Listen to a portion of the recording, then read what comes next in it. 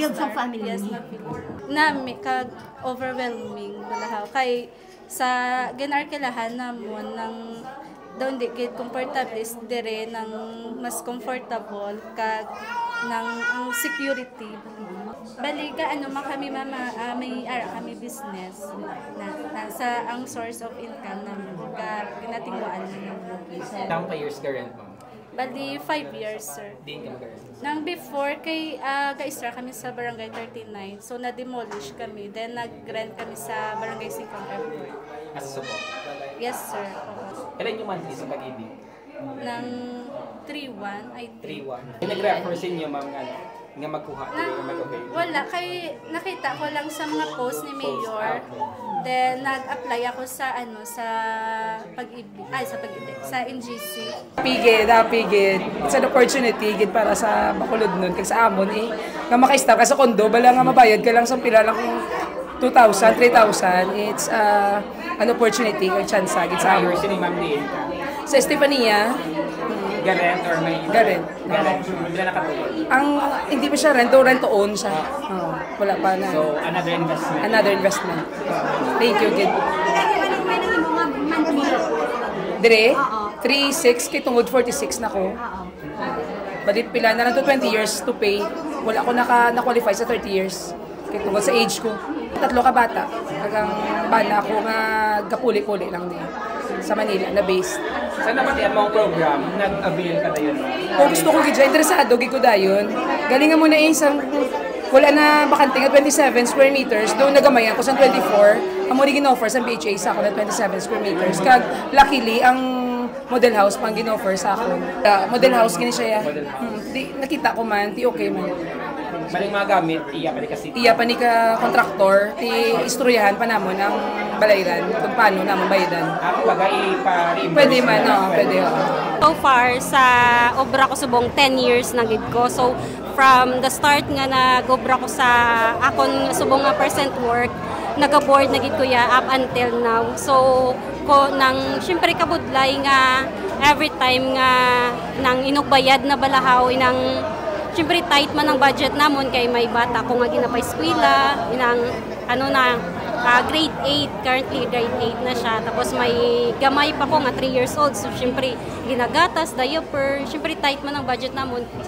Gakulang man kami, tay amo na nga dako man ang bulig para sa amon bala nga ma-lessen ma-less ang balayran namon sa ginarentahan namon. Para sa akon kag para sa partner ko. Kag para man sa mga bata namon amon man nga amliga ng amon nga syempre nakuha kag amon man nga nang alagaan ang amon nga nakuha na unit para syempre magdugay man para sa amon. At syempre may matawag na ko nga akon gidjaya kag hindi na kuya magsalig sa iban bala nga iban nga tawo nga marenta ka, mabayad ka, tapos syempre araya akon na ginasayang matawag ko na gid nga akon. Siguro mga more than 30 years na most of the time galing kay not from Bacolod sa Cebu.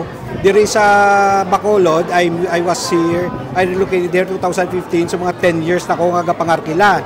Gin-compute ko na at 5,000 per month, that's 60,000 per year. At 10 years, I already spent 600,000 pesos sa rental alone. So ini ang aton diri nga unit subong is only mga 1 million sobra lang ni. Kung may project ang gobyerno tani sang una pa, at least fully paid nako. Based lang sa akong ginarkila diri sa Bacolod for 10 years. So dako kay nga benepisyo ginhatag bala sa aton sang gobyerno man. Ano branch sir? Actually ara ko sa LGU na bago lang ko na regular. I'm just almost 1 year sa local government unit. I'm with the Internal Audit Department. Sa Bacolod. Bacolod LGU local government unit. I've got 4 kids. Amo na sila ko kagina nga priority giban niya sa ginikanan niya ang edukasyon sa kabataan.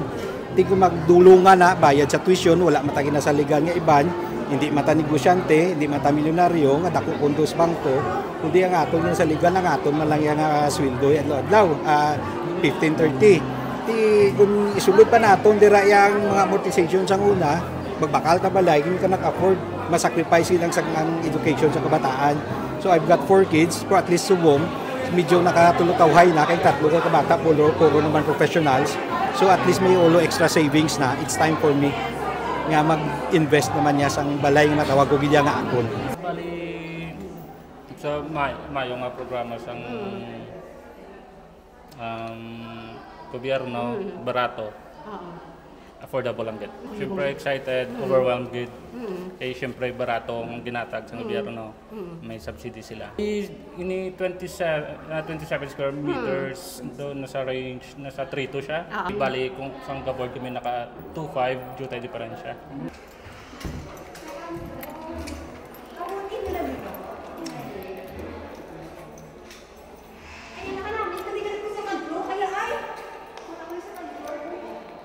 Nice view.